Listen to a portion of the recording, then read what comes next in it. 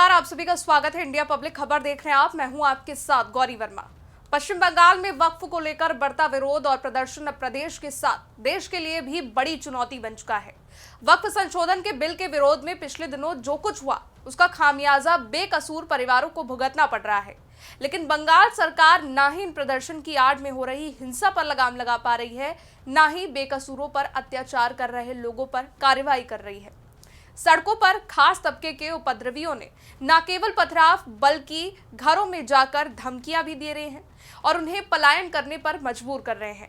आगजनी पथराव के बाद भी बंगाल का माहौल खराब करने वाले उपद्रवी शांत नहीं हो रहे हैं और इनके त्रास से बंगाल का हिंदू परिवार अपना घर छोड़कर जाने पर मजबूर है।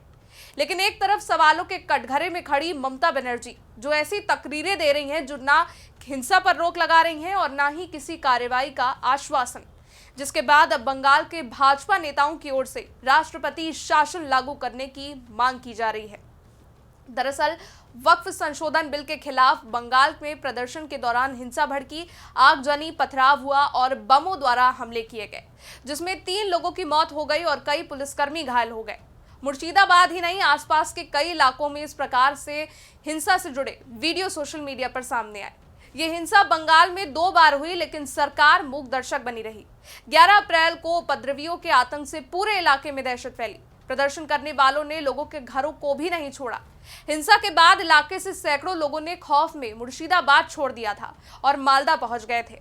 बताया जा रहा है कि कई 100 परिवार मालदा में शेल्टर में रहने पहुंच चुके थे, क्योंकि वहां वो असुरक्षित महसूस कर रहे थे।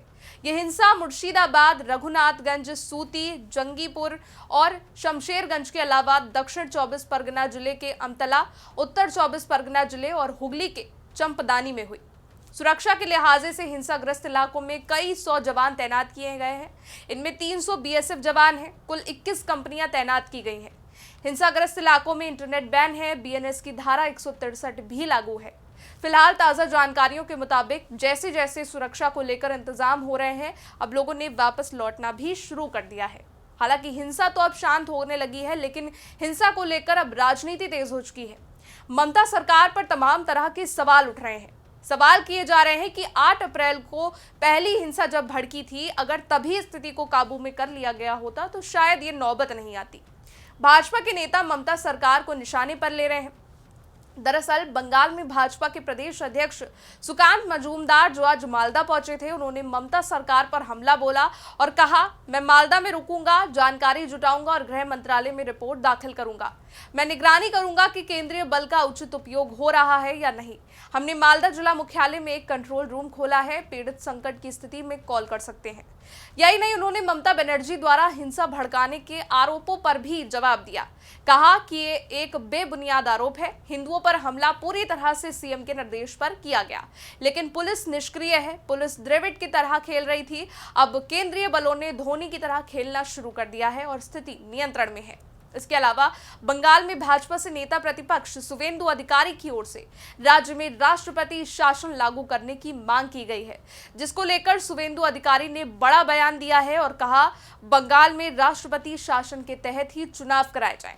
पुलिस ममता बनर्जी की कैडर बन चुकी है। हम जिहादियों से लड़ने को तैयार है। जहां हिंदुओं की आबादी 50% से कम है, वहां इन्हीं लोगों की वजह से हिंदुओं को वोट नहीं डालने दिया जाएगा। यही नहीं, शुवेंदु अधिकारी ने चुनाव आयोग से भी इस बारे में अपील की है कि चुनाव से पहले बंगाल में राष्ट्रपति शासन को लगाया जाए, ताकि राज्य में स्वतंत्र और निष्पक्ष चुनाव सुनिश्चित हो सके। इसी क्रम में याद दिला दें कि अभी कुछ वक्त पहले ही तृणमूल कांग्रेस ने यह दावा किया कि सोशल मीडिया पर हिंसा प्रभावित मुर्शिदाबाद जिले के लोगों की कथित तस्वीरें, वीडियो फर्जी हैं और उसके पीछे इन्होंने साजिश का आरोप लगाया। यह आरोप राज्यसभा सदस्य सागरिका घोष और प्रवक्ता कुणाल घोष ने लगाया था कि बीजेपी इंटरनेट पर हिंसा और आगजनी की फर्जी तस्वीरें और वीडियो शेयर कर रही है और उन्हें पश्चिम बंगाल में घटित होने वाली घटना बता रही है। सागरिका ने सोशल मीडिया प्लेटफॉर्म एक्स पर बीजेपी की राज्य इकाई की ओर से जारी एक पोस्ट को शेयर किया, जिसमें पश्चिम बंगाल में 9 हिंदू त्योहारों के दरमियान हिंसा दर्शाती हुई तस्वीरें थी। उन्होंने दावा किया कि राज्य में ऐसी कोई भी घटना नहीं हुई और इसको लेकर जगहों को भी बताया। यही नहीं, सागरिका ने दावा किया, ये बीजेपी का झूठ, सांप्रदायिक ध्रुवीकरण और उकसावे की राजनीति का अभियान है। उन्होंने पुलिस से कार्रवाई करने का आग्रह किया। सागरिका ने कहा, मुर्शिदाबाद में हुई हिंसा बेहद दुर्भाग्यपूर्ण है। बंगाल सरकार ने स्पष्ट कर दिया है कि किसी को भी कानून अपने हाथ में लेने की अनुमति नहीं दी जाएगी और हिंसा करने वालों को कड़ी सजा दी जाएगी, चाहे वो किसी भी समुदाय या धार्मिक पहचान के हों। हालांकि बीजेपी इस वक्त धार्मिक ध्रुवीकरण और उकसावे की राजनीति कर रही है। इसके अलावा कुणाल घोष ने दावा किया कि हिंसा को दर्शाने वाली तस्वीरों का मुर्शिदाबाद हिंसा से संबंध नहीं है, बल्कि ये असम, लखनऊ, जालंधर और कर्नाटक सहित अलग अलग जगहों पर हुई घटना की है। कुणाल ने कहा, जो राजनीतिक दल लोकतांत्रिक तरीके से जीत नहीं सकते, वो शांति भंग करने की ऐसी साजिशों में लिप्त हैं। उन्होंने आरोप लगाया कि बीजेपी केंद्रीय एजेंसियों का भी दुरुपयोग कर रही है।